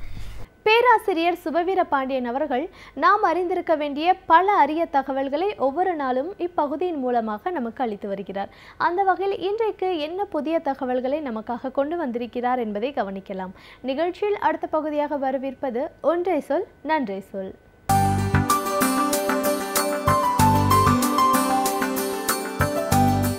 அனைவருக்கும் என் அன்பு வணக்கம். சங்க இலக்கியத்தில் தமிழ்நாட்டில் இருந்த நபிரமலை என்னும் ஒரு மலை பற்றிய குறிப்பு இருக்கிறது. அப்படி ஒரு மலை தமிழ்நாட்டில் இருக்கிறதா, இருந்தால் எங்கே இருக்கிறது என்று ஆய்வாளர் இளங்கோவன் தேடுகிறார். இளங்கோவன் புதுவை பல்கலைக்கழகத்தில் தமிழ் துறையில் பேராசிரியராக பணியாற்றி கொண்டிருக்கிறார். ஆராய்ச்சி நூல்கள் பலவற்றை எழுதியிருக்கிறார். தமிழுக்கு பல அருங்கொடைகளை அவர் தந்திருக்கிறார் என்று சொல்ல வேண்டும். அவர் இப்போது ஒரு நூலை வெளியிட்டிருக்கிறார். அது செவ்விலக்கிய சிந்தனை புதையல் என்பது அந்த நூலினுடைய பெயர். பல்வேறு விதமான செய்திகள், சங்க இலக்கியம் பற்றிய கட்டுரைகள் அந்த நூலில் இடம்பெற்றிருக்கின்றன. கரிகால் பெருவடத்தானும் திருமாவளவனும் ஒருவரா அல்லது வேறு வேறா, புறநராற்றுப்படை தருகிற செய்திகள் எந்த பகுதி சார்ந்தவை என்பதையெல்லாம் அந்த கட்டுரைகள் ஆராய்கின்றன. அந்த நூலினுடைய இரண்டாவது கட்டுரை சங்க இலக்கியத்தில் நவிர மலை என்று இருக்கிறது. அந்த நவிரம் என்கிற அந்த மலையினுடைய பெயர் மலைபடு கடாம் என்னும் நூலில் இருக்கிறது. அது 10 பாட்டு நூல்களில் ஒரு நூல். 10 பாட்டில் 5 நூல்கள் ஆற்றுப்படை நூல்கள். ஆற்றுப்படை என்றால் ஆறு என்றால் வழி, படை என்றால் படுத்துதல். ஆற்றுப்படை என்பது வழிப்படுத்துதல் என்பதை குறிக்கும். ஒரு மன்னனிடம் போய் பொன்னையும் பொருளையும் பெற்று வருகிற வறுமையில் வாடிய ஓர் புலவன் எதிரில் வருகிற இன்னொரு புலவனை பார்த்து, நீயும் வறுமையில் வாட வேண்டாம், அந்த மன்னனை பார்த்தால் இவ்வளவு உதவி செய்வான் என்று வழிப்படுத்துதல் தான் அந்த ஆற்றுப்படை. இது மலைபடு கடாம் என்பதை கூத்தர் ஆற்றுப்படை என்றும் சொல்லுவார்கள். மலைபடு கடாம் என்றால் மலையிலிருந்து விடுகிற அருவியினுடைய ஓசையைப் போல அந்த நவிரமலை முழுவதும் ஒரு பேர் இறைச்சல் இருக்கிறது. பேரிசை நவிரமே உறையும் காரி உண்டி கடவுளது இயற்கை என்று 80-81வது வரிகளில் அந்த கூத்தர் ஆற்றுப்படையில் வருகிற அந்த செய்தியை வைத்து பேராசிரியர் இளங்கோவன் அவர்கள் அந்த நவிரமலை எங்கே இருக்கிறது, எந்த அடிப்படையில் இந்த செய்தி சொல்லப்பட்டிருக்கிறது, ஏன் அந்த மலையில் அவ்வளவு ஓசை உறைந்திருக்கிறது என்பனவற்றையெல்லாம் மிக துல்லியமாக ஆராய்ந்து ஒரு கட்டுரையாக தந்திருக்கிறார். அந்த நவிரமலை என்பது திருவண்ணாமலை மாவட்டத்தில் இருக்கிறது. அந்த திருவண்ணாமலை மாவட்டமே குன்றக்கோட்டம் என்று ஒரு காலத்தில் அழைக்கப்பட்டது. எல்லா பகுதிகளிலும் மலைகள் சூழ்ந்திருக்கிற அந்த இடத்திலே தான் அது இருக்கிறது. அது யார் ஆண்ட மலை? 2000 ஆண்டுகளுக்கு முன்னால் நன்னன் என்கிற ஒரு மன்னன் ஆண்ட மலை. அந்த நன்னனினுடைய மலை எத்தனை வளமுடையதாக இருந்தது. ஆனால் இன்றைக்கும் கூட அது அணுகுவதற்கு எவ்வளவு கடினமாக இருக்கிறது. இன்றைக்கே அறிவியல் தொழில்நுட்பம் வளர்ந்திருக்கிற இந்த காலத்திலேயே அந்த மலையின் உச்சத்தை அணுகுவது அவ்வளவு கடினம் என்றால் நன்னன் காலத்தில் எப்படி மக்கள் வாழ்ந்திருப்பார்கள். ஆனால் அவர்கள் அன்றைக்கு பெரு வளத்தோடு வாழ்ந்திருக்கிற செய்தியை அந்த மலைபடு கடாம் என்கிற கூத்தராற்றுப்படை நூல் நமக்கு சொல்லுகிறது. அது எங்கே இருக்கிறது என்பதை அவர் சரியாக சொல்லுகிறார். செங்கத்திற்கும் போடூருக்கும் இடையில் இருக்கிறது. அந்த நன்னன் அவனுடைய தலைநகரத்தின் பெயரே செங்கண்மா என்று குறிக்கப்படுகிறது. அந்த செங்கண்மா என்பதுதான் காலப்போக்கில் மாறி இன்றைக்கு செங்கம் என்று கூறப்படுகிறது. அந்த மலைக்கு அருகில் ஒரு ஆறு ஓடி இருக்கிறது. அந்த ஆறுக்கு பெயர் சங்க இலக்கியத்திலே சேயாறு என்று குறிக்கப்படுகிறது. நாம் கருதி பார்த்தால் உடனே புரிந்துவிடும். இன்றைக்கு அது செய்யாறு என்று வழங்கப்படுகிறது. எனவே செங்கம், போடூர், செய்யாறு போன்ற நாம் அறிந்த இந்த பகுதிகளிலே தான் அந்த நன்னன் என்கிற குறுநில மன்னன் ஆட்சி செலுத்தி இருக்கிறான். அவனை பற்றி அந்த பாடலில் இந்த நவிர மலை பற்றிய குறிப்பு இருக்கிறது. போரூருக்கும் செங்கத்துக்கும் இடையில் தென்பாதிமங்கலம் என்கிற இடத்திலிருந்து 4 கிலோமீட்டர் நடந்தால் அங்கே அந்த மலையின் அடிவாரம் வரும். நவிர மலையினுடைய அடிவாரம். அடிவாரத்திலிருந்து 6 கிலோமீட்டர் மேலே பயணம் செய்தால் அந்த மலையினுடைய உச்சியை நாம் அடையலாம். அந்த உச்சியிலே தான் நன்னன் ஆண்ட அந்த நாட்டின் பகுதிகள் இருக்கின்றன என்பதை இத்தனை விளக்கமாக சொல்கிறார். இந்த கட்டுரையினுடைய சிறப்பு என்ன என்றால், அந்த மலை எங்கே இருக்கிறது, அதை ஆண்ட மன்னன் யார், அந்த மன்னனை பற்றியும் மலையை பற்றியும் குறிப்புகள் சங்க இலக்கியத்தில் எப்படி இருக்கின்றன என்பதையெல்லாம் ஒரு தமிழ் புலமை வாய்ந்த ஆராய்ச்சியாளர் சொல்லிவிட முடியும். ஆனால் அந்த மலை ஏறுகிற அந்த முறை எப்படி இருக்கிறது, அந்த மலைப்பகுதிக்கு போகிற வழியில் என்னென்ன இடங்கள் இருக்கின்றன என்பதையெல்லாம் போய் அறிந்து வந்துதான் சொல்ல முடியும். அத்தனை தகவல்களும் இந்த கட்டுரையில் இருக்கின்றன. அந்த பாதை போவதற்கு கடுமையாகத்தான் இருக்கிறது. தண்ணீர் பள்ளம் என்று ஒரு இடம் இருக்கிறது. அங்கே ஒரு தண்ணீர் அவ்வளவு குளிர்ச்சியாக இருக்கிறது. எந்த கோடையிலும் கூட அந்த தண்ணீர் குளிர்ச்சியாக இருக்கிறது. அள்ளி குடித்தால் அத்தனை இனிப்பாக கூட இருக்கிறது. அதனை தாண்டி போனால் பாதி மண்டபம் என்று ஒரு மண்டபம் இருக்கிறது. அதாவது மலையின் போக்குவரத்தின் இடையில் பாதியில் ஒரு மண்டபம் இருக்கிறது. அது எதற்காக என்றால், போகிறவர்கள் வருகிறவர்கள் ஓய்வெடுத்து கொண்டு சற்று இளைப்பாரி கொண்டு பிறகு நடப்பதற்கான மண்டபம் என்று சொல்லப்படுகிறது. அது பாதி வழியில் இருப்பதனாலோ என்னவோ அதற்கு பாதி மண்டபம் என்று பெயராக இருக்கிறது. இதைப்போல இன்னொரு மண்டபம் உச்சத்தை நெருங்குகிற வேளையில் இருக்கிறது. அது மாத விலக்கான பெண்கள் தங்களினுடைய உடைகளை மாற்றிக்கொள்வதற்கான இடம் என்று சொல்லப்பட்டிருக்கிறது. இப்படி பல்வேறு வழிகளை கடந்து போகிற போது கடப்பாறை நெட்டு என்று ஒரு இடம் இருக்கிறது. அதை அவர் வர்ணிக்கிற விதத்தை பார்க்கிற போதே நமக்கு இப்படி ஒரு அச்சுறுத்தலுக்கு உரிய பாதையில் யாரும் போவார்களா என்று தோன்றுகிறது. அந்த பாறைகளெல்லாம் கடப்பாறைகளைப் போல செங்குத்தாக இருக்கின்றன. ஒரு பாறையிலிருந்து இன்னொரு பாறைக்கு போவதற்கு தண்டவாளம் போடப்பட்டிருக்கிறது. 2 பக்கமும் இரும்பு கம்பிகள் இருக்கின்றன. மிக கவனமாகத்தான் நடந்து போக வேண்டும். 2 மலைகளுக்கும் இடையில் ஒரு அரும் பள்ளம், மிகப்பெரிய பள்ளம் இருக்கிறது. யாரும் கீழே குனிந்து பார்க்கக்கூடாது என்று அறிவுரை சொல்லப்படுகிறது. பார்த்தாலே தலை சுற்றும் என்கிறார்கள். அதனை தாண்டி போனால் அங்கே ஒரு சுனை இருக்கிறது. பாருங்கள், ஒரு சுனை எந்த இடத்தில் இருக்கிறது? இத்தனை கடப்பாறை நெட்டு போன்ற பாறைகளை தாண்டி போகிற போது அங்கே ஒரு சுனை இருக்கிறது. எனவே கடுமையை கடந்து போனால் இனிமையும் இருக்கிறது என்று எல்லாவற்றையும் சொல்லுகிறார். இறுதியிலே உச்சிக்கு போனால் அந்த நவிர மலை எவ்வளவு உயரமானது, அந்த நவிர மலையில் எவ்வளவு பெரிய பரப்பளவு இருக்கிறது. அங்கே அத்தனை வளங்களோடு அத்தனை மரம் செடி குடிகளோடு அத்தனை நிலமும் இருக்கிற இடத்திலே தான் அன்றைக்கு மக்கள் வாழ்ந்திருக்கிறார்கள். எனவே நன்னன் குடி என்றதற்கு பெயர். நன்னன் என்கிற மன்னன் ஆண்ட அந்த மலை நவிரமலை என்று இன்றைக்கு அது வேறு பெயர்களில் வழங்கப்படுகிறது. பருவதமலை என்று சிலர் சொல்கிறார்கள்.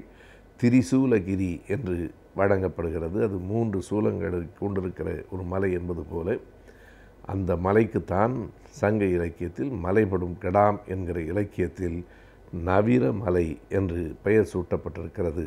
அருவிகளின் ஓசை அங்கே வந்து கொட்டுகிற காரணத்தால் அது கடாம் என்றால் ஒலி என்று பொருள்.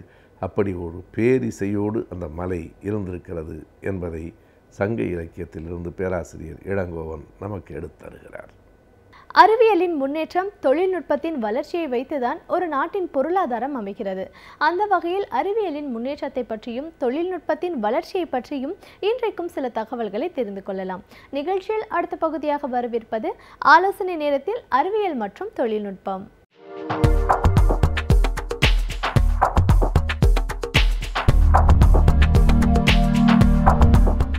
வணக்கம். ஆலோசனை நேரம் பகுதியில் உங்களை எல்லாம் சந்திக்கிறதுல மிகுந்த மகிழ்ச்சி. இன்றைக்கு நம்ம பார்க்க இருக்கக்கூடிய ஒரு தகவல், ஒரு தொழில்நுட்ப தலைப்பு பேண்டிகூட் அப்படிங்கிறது. இந்த பேர் நம்ம பலருக்கும் இதுவரை நம்ம கேள்விப்பட்டிருக்கிறாத ஒரு பேராக இருக்கலாம். இந்த கண்டுபிடிப்புக்கு பின்னாடி ஒரு மிகப்பெரிய ஒரு போராட்டம் வரலாறு இருக்குது அப்படின்னு நம்ம சொல்லலாம். அதாவது இந்த பேண்டிகூட் அப்படின்னா என்ன பொருள் அப்படின்னா, அது பெரிச்சாலி அப்படின்னு அர்த்தம். ஆங்கிலத்தில் பேண்டிகூட் அப்படின்னா பெரிச்சாலி. இந்த பேண்டிகூட் அப்படிங்கிறது அண்மையில் கேரளாவில் 20 வயதுகளில் இருக்கக்கூடிய ஒரு 10-9 இளைஞர்கள் கல்லூரி மாணவர்கள் சேர்ந்து அவங்க கண்டுபிடிச்சிருக்கக்கூடிய இந்த ஒரு கருவியின் பேர் தான் வந்து பேண்டிகூட். இது அண்மையில் செய்தித்தாள்களில் நம்மளுடைய தொலைக்காட்சிகளில் இதிலெல்லாம் நாம் இந்த பேண்டிகூட் பற்றி பார்த்துருப்போம். அதாவது மலம் அள்ளக்கூடிய ஒரு கருவி. இதை இன்றைக்கி தொழில்நுட்பத்தின் மூலமாக மனிதர்களே இல்லாமல் அந்த தொழில்நுட்ப கருவிகளை இயக்குவதன் மூலமாக மலம் அள்ளக்கூடிய அந்த நம்மளுடைய கழிவு நீரை சுத்தம் செய்யக்கூடிய அந்த பணியை செய்கிறதுக்காக இந்த பேண்டிகூட் அப்படிங்கிற இந்த கருவியை வந்து கேரளாவை சேர்ந்த அந்த இளைஞர்கள் வடிவமைச்சிருக்கிறாங்க. அதை ஒரு பீட்டா வெர்ஷன் சொல்லக்கூடிய ஒரு டெஸ்டிங் ஃபேஸில், அதாவது ஒரு சோதனை முயற்சியான அந்த ஒரு கருவியாகத்தான் அது இன்னும் வந்து பயன்படுத்தப்பட்டு கொண்டு இருக்கிறது. இந்த கருவி வந்து எப்படி அதனுடைய பணிகளை செய்யுது அப்படின்னு நம்ம பார்த்தோம்னா, இதை வந்து ஒரு மேன் ஹோல் அப்படின்னு நம்ம சொல்லக்கூடிய அந்த ஆள் துளை நம்ம சொல்லக்கூடிய அந்த நம்மளுடைய கழிவு நீர் போகக்கூடிய அந்த பகுதிகளில் போய் முதல்ல அந்த இருக்கக்கூடிய அந்த மூடியை வந்து அதற்காக நமக்கு வடிவமைக்கப்பட்ட அந்த லெக்ஸ் மூலமாக அந்த மூடியை அது வந்து ஓப்பன் பண்ணும். அதுக்கப்புறம் நமக்கு தெரியும் இது ஒரு கடினமான ஒரு விளக்கம் கிடையாது, எளிமையானது தான். அதற்கப்புறம் அந்த கருவிலிருந்து வரக்கூடிய அந்த கைகள் மாதிரியான அந்த ஆர்ம்ஸ் வந்து உள்ளே போய் அதில் இருக்கக்கூடிய அந்த அடைப்பு, அதில் இருக்கக்கூடிய மற்ற தேவையில்லாத அந்த கழிவுகளை எல்லாம் வந்து எடுத்துகிட்டு வந்து வெளியில் உள்ள ஒரு பக்கெட்டில் அதை நிரப்பிடும். இது ஒரு எளிமையான வடிவம் தான், விளக்கம் தான். இந்த பேண்டிகூட் அப்படிங்கிற இந்த கருவி வந்து இப்போ இன்றைக்கி அதனுடைய விலை அப்படிங்கிறது ஒரு 16-17 லட்சம் அப்படிங்கிற அந்த அளவில் இருக்குது. இது ஒரு சோதனை முயற்சியாக இன்றைக்கி அவங்க அதை வந்து அந்த கருவியை வந்து இன்றைக்கி பயன்படுத்திகிட்டு இருக்கிறாங்க. இது எப்படின்னா, ஒரு ரோபோட்டை வந்து நம்ம இயக்குற மாதிரி தான் இந்த கருவியை அவங்க இயக்குறாங்க. நம்ம வந்து ஒரு ஸ்க்ரீனில் நமக்கு அந்த கருவியினுடைய செயல்பாடு நமக்கு தெரியும். நம்ம இந்த வீடியோ கேமில் அந்த குழந்தைங்க விளையாடுற மாதிரி அந்த கருவிக்கு பக்கத்தில் நின்றுட்டு நம்ம அதை வந்து ஒரு மிஷின்ஸ் மாதிரி, இந்த ஜேசிபி ஆப்ரேட்டர்ஸ் மாதிரி இந்த மாதிரி அதை ஆப்ரேட் பண்ணாலே அந்த கருவி வந்து அது ஒரு சரியான அந்த இடத்துல போய் அந்த கழிவுகளை வந்து சுத்தம் செய்யக்கூடியது. அந்த மாதிரியான ஒரு தொழில்நுட்பத்தில் இதை வடிவமைச்சிருக்கிறாங்க. மேலும் இந்த கருவியினுடைய எடை பார்த்தீங்கன்னா வந்து ஒரு 60 கிலோ 65 கிலோ கிட்ட இந்த எடை இருக்குது. ஆக இது எல்லாமே வந்து முதல் முறையாக அவங்க சோதனை அடிப்படையில் செஞ்சுருக்கிறதுனால இந்த அதிகப்படியான விலையும் எடையும் வந்து இந்த கருவியில் இருக்குது. எனினும் வந்து மனிதர்கள் இத்தனை நாட்களாக நமக்கு வந்து இந்தியாவில் வந்து சொல்லப்பட்டு கொண்டிருந்த ஒரு மிகப்பெரிய பிரச்சனையாக, இவ்வளவு பெரிய தொழில்நுட்ப வளர்ச்சி ஏற்பட்ட பிறகும் கூட மனித கழிவுகளை மனிதனே அகற்றக்கூடிய ஒரு நிலை, ஒரு அவல நிலை இருக்குது அப்படிங்கிறது ஒரு நீண்ட நெடிய காலமாக அதற்காக நிறைய போராட்டங்கள், நிறைய மனித உயிர்களுடைய இழப்புகள் இதையெல்லாம் நம்ம சந்திச்சுக்கிட்டு வந்த இந்த நேரத்தில் நமக்கு வந்து ஒரு மிகப்பெரிய ஒரு வெளிச்சமாக இந்த கருவி வந்து இன்றைக்கி நமக்கு வந்து கிடச்சிருக்கு. இதை அந்த கேரளாவை சேர்ந்த மாணவர்களுக்கு நம்மளுடைய பாராட்டுதல்களை நம்ம இந்த நிகழ்ச்சியின் மூலமாக முதல்ல நம்ம தெரிவிச்சுக்கலாம். இதே மாதிரி இன்னொரு கருவி சீவர் கிராக் அப்படிங்கிறது, சீவர்னால் நமக்கு வந்து தெரியும், அது வந்து நம்ம கழிவு நீரை குறிக்கக்கூடியது. இன்னொன்று கிராக்குங்கிறது அது உள்ளே போய் வரக்கூடிய எப்படி இந்த பெரிச்சாலின் பேர் வச்சாங்களோ அதே மாதிரி ஒரு ரெப்டைல அந்த கிராக் அப்படிங்கிற அந்த பெயர் குறிக்குது. அவங்களும் இதே மாதிரி ஒரு கருவியை செஞ்சுருக்கிறாங்க. இந்த இளைஞர்கள் வந்து எப்படி செஞ்சுருக்கிறாங்க அப்படின்னா, இந்த கருவி ஒரு 60 கிலோ எடை உள்ள இந்த பேண்டிகூட் கருவி மாதிரி இல்லாமல் இது ஒரு மிகவும் லைட் வெயிட்டாக ஒரு கம்மியான எடை கொண்ட ஒரு கருவியாக இந்த சீவர் கிராக்கை அவங்க வந்து செஞ்சுருக்கிறாங்க. இதனுடைய முக்கியமான ஒரு அம்சம் என்ன அப்படின்னு நம்ம பார்த்தோன்னா, இந்த சீவர் கிராக்கில் ஒரு கேமரா ஒன்று இருக்குது. இந்த கேமரா என்ன பண்ணும் அப்படின்னா, அந்த குழிகளுக்குள்ளே போய் அந்த துளைகளுக்குள்ளே போய் அந்த 360 டிகிரின்னு சொல்லக்கூடிய எல்லா பக்கமும் எல்லா கோணங்களையும் திரும்பக்கூடிய அந்த வசதி பெற்ற அந்த கேமரா அந்த துளை அந்த குழிகளுக்குள்ளே அந்த ஹோல்ஸ்குள்ளே போய்கிட்டே இருக்கிறப்போ அது எந்த இடத்துல வந்து அந்த அடைப்பு இருக்குது அப்படிங்கிறத நமக்கு காமிக்கும். நம்ம அதை கேமராவில் பார்த்துட்டு அந்த இடத்த நம்ம ஆப்ரேட் பண்ணி நம்ம அதை வந்து அந்த கழிவுகளை நம்ம அகற்றலாம். அதுக்கு இதில் வந்து ஒரு ஹை ஸ்பீடு வெலாசிட்டியுடைய அந்த ஸ்பின்ஸும் வீல்ஸும் அவங்க வச்சுருக்கிறாங்க. அதில் ஒரு ஜெட் பம்பும் இருக்குது. அந்த துணை கொண்டு அந்த கழிவுகளை வந்து இந்த சீவர் கிராக் அப்படிங்கிற இந்த கருவியின் மூலமாக அகற்றுறாங்க.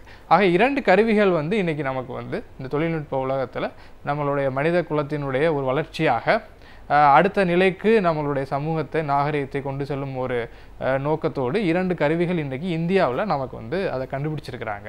கேரளாவில் இது சோதனை அடிப்படையில் இன்றைக்கி இருக்குது. தமிழகத்தில் வந்து கும்பகோணம் நகராட்சியில் அதை வந்து ஒரு சோதனை முயற்சியாக அடிப்படையாக அதை வாங்கி அந்த கருவியை வந்து பயன்படுத்திக்கிட்டு இருக்கிறாங்க. அதுபோக இந்த சீவர் கிராக்குங்கிறது ஆந்திராவிலையும் ஒரு இடத்துல இந்த இதை பயன்படுத்திகிட்டு இருக்கிறாங்க. அப்போது வேர்ல்டு எக்கனாமிக் ஃபோரம் அண்மையில் வந்து ஒரு ஒரு டேட்டா ரிலீஸ் பண்ணாங்க. அதாவது 2020-22க்குள்ளே கிட்டத்தட்ட 52% பணிகளை வந்து இனிமேல் வந்து ரோபோக்கள் தான் செய்ய போகுது, ரோபோஸ் தான் செய்ய போகுது. மனிதர்களுக்குடைய வேலைகள் வந்து கிட்டத்தட்ட ஒரு 30% 40% வந்து குறைஞ்சிரும் அப்படின்னு ஒரு தகவல் வெளியிட்டாங்க. அப்போது இந்த தகவலின் அடிப்படையில் நம்ம பார்க்குறப்போ எல்லா துறைகள்லையுமே வந்து ரோபோட்டினுடைய இதுபடி அதனுடைய ஆட்டோமேஷன் பண்ணுறது இந்த மாதிரியான பணிகள் இருக்குது. ஆனால் இந்த ஒரு துறையில் மட்டும் மனிதர்களுக்கு இழுக்காகவே இருக்கக்கூடிய இந்த மனித கழிவுகளை மனிதன் அகற்றுவது அப்படிங்கிறது மட்டும் ஒரு மிகப்பெரிய கேள்வியாக வந்து இந்தியாவில் இருந்துக்கிட்டு இருந்தது. அதற்கு ஒரு மிக சிறந்த ஒரு எடுத்துக்காட்டான ஒரு வழிமுறையாக இன்றைக்கு வந்து இந்த 2 மாணவர்களும் இளைஞர்களும் சேர்ந்து 2 விதமான இந்த கருவிகளை கண்டுபிடிச்சிருக்கிறாங்க. இது ஆரம்ப கட்டத்தில் இதனுடைய விலையும் எடையும் வந்து கொஞ்சம் பயன்படுத்துறதுக்கு ஆனால் இந்த எளிமையாக இல்லாமல் இருந்தாலும், இந்த விலையும் அதிகமாக இருந்தாலும், நம்ம சொல்லக்கூடிய அந்த தேவையை அதிகரிப்பதை பொறுத்து, அதற்கடுத்து இதனுடைய சந்தை மதிப்பை பொறுத்து அதனுடைய விலையும் குறையலாம். அதற்கடுத்து இன்னும் அதில் இது ஒரு முதல் முறையாக அவங்க சோதனை முயற்சியில் தான் இதை கண்டுபிடிச்சிருக்கிறாங்க.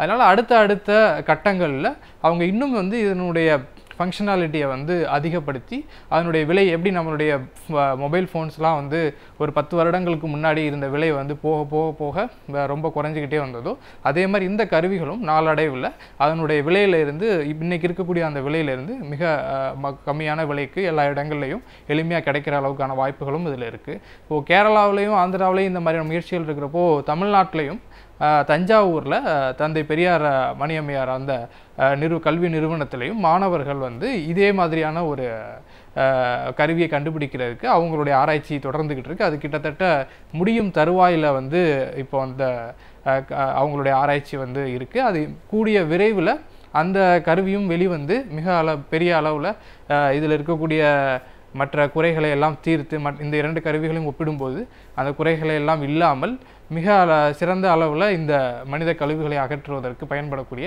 ஒரு கருவியாக அது வெளிவரும் அப்படிங்கிறத அந்த நிறுவனத்தில் இருக்கக்கூடிய அந்த ஆராய்ச்சியில் ஈடுபட்டிருக்கக்கூடிய அந்த மாணவர்கள், அந்த பேராசிரியர்கள் எல்லாம் தெரிவிச்சிருக்கிறாங்க. ஆக அதையும் நாம் வந்து மிக விரைவில் வந்து எதிர்பார்த்துக்கிட்டு இருக்கிறோம்.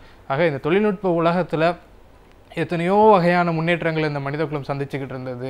விண்வெளிக்கு அனுப்புறது முதற்கொண்டு, அப்போது விண்வெளிக்கு அனுப்பக்கூடிய வீரர்கள் அனுப்பக்கூடிய தொழில்நுட்பம்லாம் இருக்கிறப்போ பூமிக்கு அடியில் ஒரு மேன் ஹோல்னு சொல்லக்கூடிய ஒரு சிறிய துளைக்குள்ளே வந்து போய் ஒரு கழிவுகள் அகற்ற முடியாத ஒரு நிலை தான் இத்தனை நாளும் இருந்துக்கிட்டு இருந்தது. இன்றைக்கு அந்த குறைகளை எல்லாம் போக்கும் வண்ணமாக நம்மளுடைய மாணவர்கள், இளைய சமுதாயத்தினர் இந்த தொழில்நுட்பத்தை பயன்படுத்தி ஒரு மிகச்சிறந்த வழியை வந்து இந்த சமூகத்திற்கு கொடுத்துருக்குறாங்க. இதை அரசாங்கம் உடனடியாக எந்தெந்த முறைகளெல்லாம் இந்த கருவிகளை வாங்கி பயன்படுத்தி அந்த தொழில் செய்யக்கூடிய அந்த குறிப்பிட்ட சமூகத்தினருக்கு அதை மாற்று தொழில் அவங்களுக்கு கொடுத்துட்டு இந்த மாதிரியான ரோபோட்ஸை வந்து இந்த பணிகளுக்கு செய்ய முடியும் அப்படிங்கிற அந்த ஃபீஸிபிலிட்டின்னு சொல்லக்கூடிய அதற்கு எவ்வளவு சாத்தியக்கூறு இருக்கிறது அப்படிங்கிறத உடனடியாக பல குழுக்களை அமைத்து ஆய்வு செய்து விரைவில் இந்த பணிகளுக்கு இந்த மாதிரியான மிஷின்ஸை, இந்த மாதிரியான கருவிகளை கொண்டு வர வேண்டும் என்று இந்த நிகழ்ச்சியின் மூலமாக நாம் கேட்டுக்கொள்ளலாம். மேலும் அந்த பேண்டிகூட், சீவர் கிராக்குங்கிற அந்த 2 அருமையான தொழில்நுட்ப கருவிகளை கண்டுபிடித்து அளித்திருக்கக்கூடிய அந்த ஆய்வு மாணவர்களுக்கு நம்மளுடைய நன்றி, மனித குலத்தின் சார்பாக நம்முடைய நன்றியை நாம் தெரிவித்துக் கொள்ளலாம். விரைவில் தமிழகத்திலிருந்து பெரியார் மணியம்மை கல்வி நிறுவனத்திலிருந்தும் அந்த கருவியை நாம் எதிர்பார்க்கலாம். நன்றி.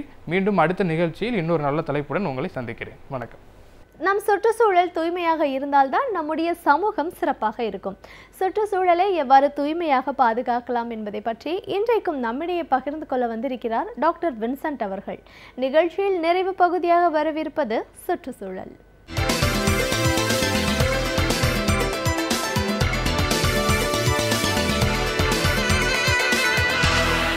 இன்றைக்கு உலகத்தை இயக்கக்கூடியதாக இருப்பது மின்சாரமும் அதை ஒட்டியுள்ள பயன்பாடுகளும். ஆனால் தான் இன்றைக்கு பல சூழ்நிலையில் மின்சாரத்தினுடைய தேவை நமக்கு தேவையாக இருக்கிறது. ஆனால் ஒருபுறம் அதனுடைய பற்றாக்குறையையும் இன்றைக்கு உலகம் சந்தித்து கொண்டு வருகிறது. அதன் அடிப்படையில் இந்த மின்சாரத்தினுடைய தேவையும் அதனுடைய பயன்பாடும் ஒன்றுக்கு ஒன்று மிகவும் தொடர்புடையதாக இருப்பதோடு இல்லாமல் அவற்றை தன்னிறைவோடு வைத்துக்கொள்வது இன்றைக்கு ஒரு முக்கியமான விஷயமாகவே இருந்து கொண்டிருக்கிறது. ஆனால் இன்றைக்கு இந்த மின்சாரம் என்று சொல்லப்படுகிற அந்த சக்தி எதிலிருந்து வருகிறது என்று பார்க்கிற பொழுது பொதுவாகவே இந்த கன்வென்ஷனல் எனர்ஜி என்று சொல்வார்கள். நம்முடைய பெட்ரோல், டீசல் கிட்டத்தட்ட ஒரு 20 ஆண்டுகளுக்கு முன்னாடி பெறப்பட்ட மின்சாரத்தினுடைய பயன்பாடு, இவை அனைத்துமே ஒரு இயற்கையான சூழலிலிருந்து நமக்கு கிடைப்பது என்பது உண்மையாக இருந்தால் கூட, ஆனால் அத்தகைய மின்சாரம் புதுப்பிக்கத்தக்கதாக இருப்பதாக தெரியவில்லை. அதையும் தாண்டி இவ்வாறு பயன்படுத்துகிற, உருவாக்குகிற அந்த மின்சாரத்தினால் நம்முடைய சுற்றுச்சூழல் அதிகமாக பாதிப்புக்குள்ளாயிருக்கிறது, உண்டாகி கொண்டிருக்கிறது என்பது நான் பல முறை சொல்லியிருக்கிறேன். ஆனால் தான் இன்றைக்கு நாம் பயன்படுத்தி கொண்டிருக்கிற ஒவ்வொரு மின்சாரத்தை, அதை ஒட்டிய கருவிகள், இது அனைத்துமே கார்பன் டை ஆக்சைடை வெளியிடுவதாக இருந்து கொண்டிருக்கிறது. ஆனால் தான் இன்றைக்கு ஒரு காலத்தில் 300 ppm என்று சொல்கிற அளவிற்கு நம்முடைய கார்பன் டை ஆக்சைடுடைய அளவு நம்முடைய வானமண்டலத்தில் இருந்து கொண்டிருந்தது. ஆனால் இன்றைக்கு அது பல மடங்கு உயர்ந்து 400 ppm அளவிற்கு மேலாக உயர்ந்து கொண்டு வருவதனுடைய காரணமாகத்தான் இந்த உலக வெப்பமயமாக்கல் என்று சொல்லப்படுகிற இந்த கிளைமேட்டிக் சேஞ்ச், குளோபல் வார்மிங் என்று சொல்லப்படுகிற ஒரு நிகழ்வு இன்றைக்கு பல வகையில் நம்மளை அச்சுறுத்தி கொண்டு வருகிறது. ஆனால் இத்தகைய சூழ்நிலையில் இந்த கார்பன் டை ஆக்சைடை நம்முடைய வளிமண்டலத்தில் குறைக்க வேண்டும் என்றால், நாம் தொடர்ந்து மரபு சார்ந்த மின்சாரத்தை உற்பத்தி செய்கிற அந்த பயன்பாட்டிலிருந்து மறுசுழற்சி மூலம் பெறக்கூடிய அந்த மின்சாரத்தினுடைய தேவையை நாம் உற்பத்தி செய்கிற பொழுது கார்பன் டை ஆக்சைடை குறைத்துக் கொள்ளலாம். அதன் அடிப்படையில் தான் இன்றைக்கி மாறி வருகிற மாற்றங்கள் என்னவென்று நம்ம அனைவருக்குமே தெரியும். ஒரு காலத்தில் வாகனத்திலிருந்து புகை மண்டலம் அதிகமாக வந்து கொண்டிருக்கும். ஆனால் இன்றைக்கு நாம் பயன்படுத்துகிற 4 சக்கர வாகனமாக இருக்கலாம் அல்லது 2 சக்கர வாகனமாக இருக்கலாம், அவற்றிலிருந்து வெளியேறுகிற அந்த கார்பன் டை ஆக்சைடுடைய தன்மை மிகவும் குறைந்து வந்திருக்கிறதுக்கே காரணம் அதில் ஏற்பட்ட மாற்றம். அதுபோன்றால் நாம் பயன்படுத்துகிற பெட்ரோல், டீசல் இதிலிருந்து லெட், சல்ஃபர் என்று சொல்ல பொருட்கள் அறவே நீக்கப்பட்டு இன்றைக்கு ஒரு சுற்றுச்சூழலை பாதுகாக்கிற வகையில் அத்தகைய மாற்றங்கள் இன்றைக்கி உருவாகி கொண்டுருவது வந்தால் கூட, ஆனால் இந்த க்ரீன் எனர்ஜி என்று சொல்லப்படுகிற அந்த சூழலுக்கு நாம் முழுமையாக செல்கிற பொழுதுதான் நம்முடைய சுற்றுச்சூழலும் பாதுகாக்கப்படும். அதை தாண்டி ஒரு புது வகையான எனர்ஜியை பெற்றுக்கொள்வதற்கு, சக்தியை பெற்றுக்கொள்வதற்கு நாம் தயாராகின்றோம். உதாரணமாக இந்தியாவை போன்ற நாடுகள் அதிகமான சுவேஜ் வேஸ்ட் என்று சொல்வார்களே, அதிகமான தேவையற்ற பொருட்களை உற்பத்தி செய்து கொள்ளக்கூடிய ஒரு நாடாக இருக்கிறது. ஆனால் தான் பல நேரங்களில் நம்முடைய இடங்கள் குப்பை மேடாக மாறிவிடுவதற்கே காரணம், நம்மை போன்ற நாடுகள் அதிகமான குப்பைகளை பல இடங்களில் உருவாக்கி கொண்டிருக்கிறோம். அவற்றை எவ்வாறு இன்றைக்கு மாற்றி அமைக்க வேண்டிய ஒரு காலகட்டத்தில் இருக்கிறோம் என்றால், அத்தகைய குப்பைகளை மாற்றுவதோடு இல்லாமல் அவற்றை எரிசக்தியாக பயன்படுத்துகிற தொழில்நுட்பம் இன்றைக்கி வந்து கொண்டிருக்கிறது. அவ்வாறு வந்து கொண்டிருப்பதனுடைய காரணமாக, ஒன்று குப்பை மேலாண்மை நாம் செய்து விடுகிறோம். அடுத்து அது போன்ற குப்பைகளை மின்சாரம் தயாரிப்பதற்கு பயன்படுத்துவதன் மூலமாக நாம் இதுவரைக்கும் நம்முடைய வானமண்டலத்தில் செலுத்துகிற அந்த கார்பன் டை ஆக்சைடுடைய அளவு குறைந்து நமக்கு ஒரு 2 வகையான பலனை தருகிறது. ஒன்று, நமக்கு வேண்கிற மின்சாரம். இரண்டாவது, இந்த குப்பைகள் ஒரு பயனுள்ள பொருளாக மாறிக்கொண்டு வந்ததனுடைய காரணமாகத்தான் இன்றைக்கு பல நல்ல மாற்றங்கள் உருவாகி கொண்டிருக்கிறது. இது ஒன்று. இரண்டாவது, நம் நாட்டை பலவிதமான தட்பவெப்ப சூழ்நிலைகள் நிலவுகிறது. அதன் அடிப்படையில் காற்றாலை மூலம் மின்சாரம் தயாரிக்கிற ஒரு முறை. ஆனால் தான் இன்றைக்கு தமிழகத்தில் கூட பல இடங்களில் காற்றாலைகளை பயன்படுத்தி மின்சாரம் நம்முடைய மாநிலத்துக்கு தேவையான அளவிற்கு நாம் உற்பத்தி செய்யக்கூடிய அளவிற்கு ஒரு சூழல் இருப்பதற்கே காரணம். அதுபோன்ற தொழில்நுட்பங்களை நாம் உருவாக்கி அதன் மூலம் நமக்கு வேண்கிற மின்சாரத்தை பெற்றுக்கொள்வதன் மூலமாக நம்முடைய சுற்றுச்சூழலில் கார்பன் டை ஆக்சைடினுடைய அளவை குறைப்பதற்கு இது வெகுவாக பயன்படுகிறது. இன்னும் சொல்ல வேண்டுமென்றால், இது போன்ற தொழில்நுட்பங்களை பயன்படுத்தி நம்முடைய மின்சாரத்தை தயாரிப்பதன் மூலமாக நம்முடைய சுற்றுச்சூழலை பாதிப்பு ஏற்படாமல் பாதுகாப்பதோடு இல்லாமல் இது போன்ற ஒரு சூழ்நிலையில் நம்முடைய நாட்டினுடைய வளர்ச்சிக்கு தேவையான மின்சாரத்தை உற்பத்தி செய்கிற ஒரு முறை. அடுத்து பயோகேஸ் என்று சொல்லுகிறோம். அதுவும் ஒரு கிரீன் எனர்ஜி என்று சொல்லப்படுகிற வகையில் வரக்கூடியது. இந்த பயோமாஸ் என்று கேட்டால் சில நேரங்களில் இந்த ஹைட்ரோ கார்பன் என்று சொல்லப்படுகிற பொருள் தாவரங்களிலே இருக்கிறது. அத்தகைய தாவரங்களை, உதாரணமாக ஜெட்ரோபா செடியை வைத்துக்கொள்வோம். அந்த ஜெட்ரோபா செடியை வைத்துக்கொண்டு பயோடீசல் உற்பத்தி பண்ணுகிற முறை இன்றைக்கும் பல நாடுகளில் பிரபலமாகிக் கொண்டிருக்கிறது. ஆனால் அதுபோன்ற திட்டங்கள் நம்முடைய நாட்டுக்கு வருக வேண்டும். அவ்வாறு வருகிற பொழுது நமக்கு வேண்கிற அந்த மின்சாரம் எளிதாக பெறக்கூடிய அளவிற்கு அது வருகிறது. அடுத்து இது போன்ற தாவரங்களை நாம் அதிகமாக வளர்த்து அதன் மூலம் நம்முடைய சுற்றுச்சூழலை பாதுகாப்பது மிக முக்கியமானதாக இருக்கிறது. இன்னொன்று சொல்ல வேண்டுமென்றால், தாவரங்களை வளர்க்க இயற்கையாகவே நம்முடைய சுற்றுச்சூழல் அதிகமான ஆக்சிஜனை பெறக்கூடிய ஒரு சூழல் வருகிற பொழுது கார்பன் டை ஆக்சைடினுடைய அந்த அளவு குறைந்து நமக்கு ஒரு நன்மை தரக்கூடியதாக ஒன்று மாறுகிறது.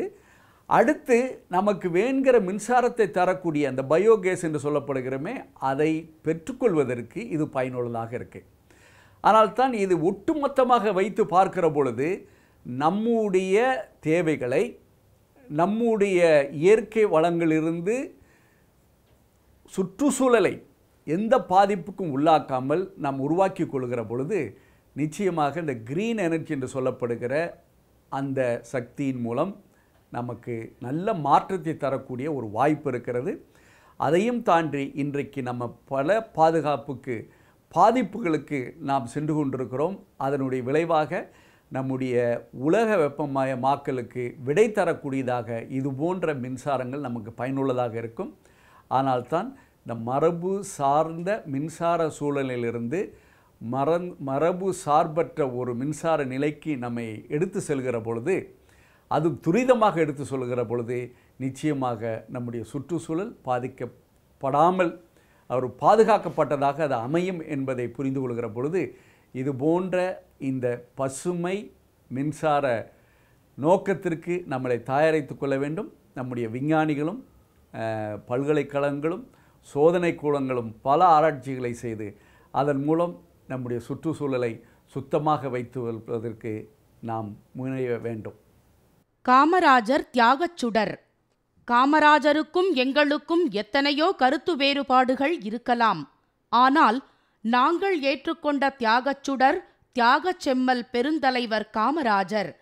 அவரை நாங்கள் பெருமைப்படுத்தினோம். அவரை பெருமைப்படுத்துவது நாம் நம்மை பெருமைப்படுத்திக் கொள்வது போலாகுமே என்ற காரணத்திற்காக